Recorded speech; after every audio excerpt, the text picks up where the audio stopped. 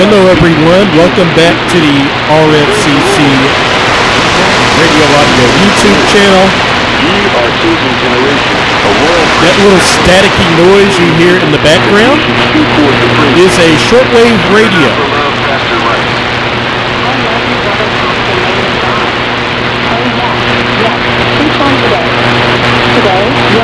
Today is the day of our salvation. Praise God forever and ever. I'm so excited knowing that great God will. Prayers really be coming back to earth and it's with us even now. Thank you, dear Father God. All right, so once again, welcome into the RFCC Radio Audio YouTube channel. In case you didn't hear me over the static, I was using a shortwave radio. And we talked about AM and FM, how FM is the superior band to everybody. Where's my hand? There it is. Then AM. Then shortwave, not a lot of people know about it, but it's kind of an extension of AM. Now, the particular radio I was using, the Texan PL310-ET. It's actually got the AM, the FM, and the shortwave band all rolled into one, right? Okay. Bring down the antenna. There we go.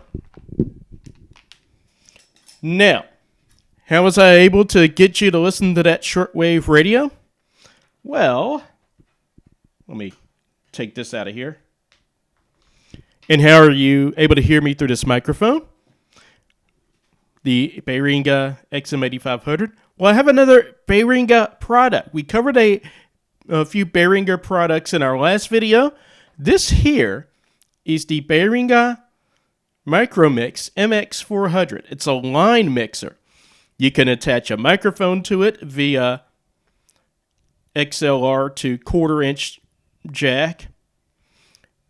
And there's also a few other quarter inputs where you can use pretty much any audio source. As long as you can convert it to quarter, you can go into one of those inputs. And then you have a quarter-inch output. Where is it? There it is. The quarter-inch output here. And today, that quarter-inch output is going to a Pyle product, the Pyle Pad 30 MXU BT. You can see over here the XLR quarter combo jack. Only the quarter part is being used. All right.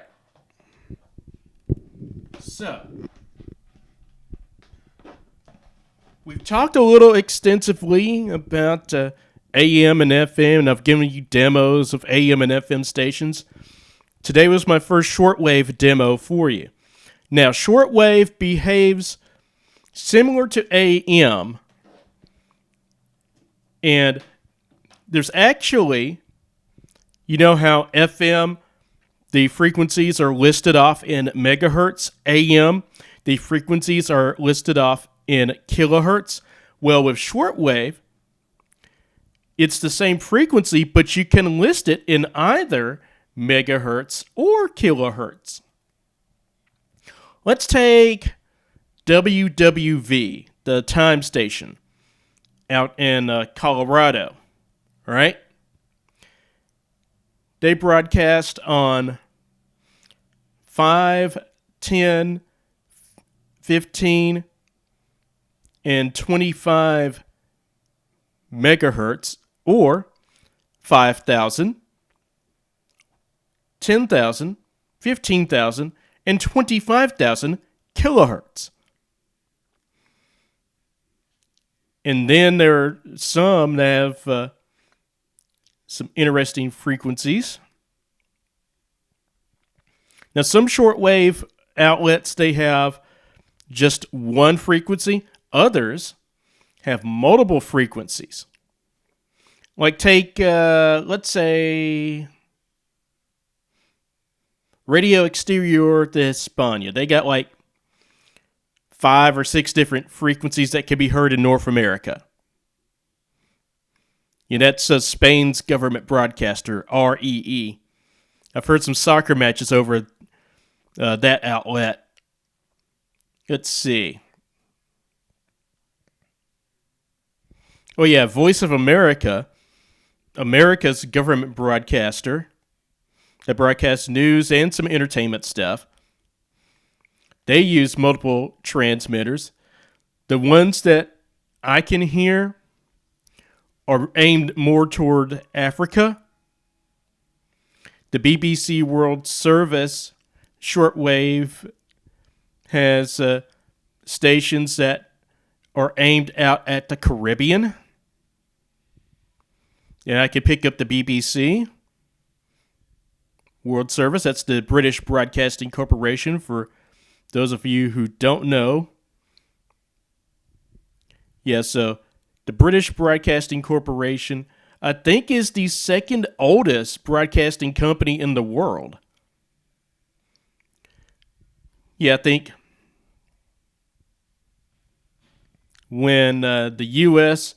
got going with NBC, that's when the BBC, the British Broadcasting Corporation, was founded a few years later, because they wanted to see if they could broadcast to Britain. And they have been doing so for about a couple hundred centuries almost, just like NBC.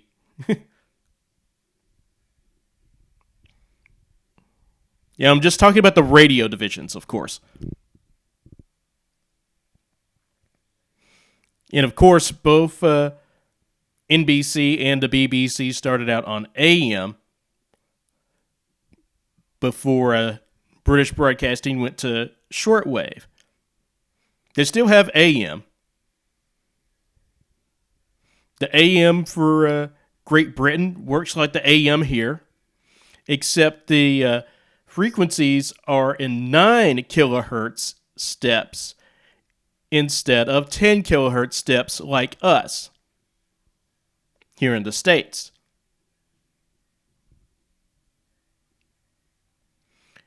Oh, and speaking of odd frequencies, there's 7490 WBCQ. They air pretty much anything, as long as you pay a guy named Alan Weiner. And yes, that is his real name, Weiner. But we talked about BBC and Weiner in a video about radio. Yeah, but WEINER, Alan Weiner runs WBCQ. And for an hour a week, he goes on there himself and hosts the show. And the rest of the time, he gets people that buy his airtime. The Overcomer Ministry, there's World's Last Chances, which another religious broadcaster that buys time on WBCQ. And there's also some specialty shows where the people running those shows give Alan Weiner money to have an hour-long show each week. Like, there's the Fred Flintstone Music Hour, which is a classic rock show. And no, it's not hosted by Fred Flintstone himself. It's just a guy who DJs somewhere in the Northeast that calls himself Fred Flintstone. There's also Marion's Attic, which is a show on WBCQ that has a whole bunch of old phonograph recordings of music from the big band era. It's a really neat listen. They have some other shows on there as well. So if you're ever in possession of a shortwave radio, then you need to tune in to whatever's on your dial, whether it be what I've mentioned or some other stuff as well. But really, with this video, I wanted to talk more about line mixers. These line mixers, they work just like a regular mixer, except they can fit in the palm of your hand almost.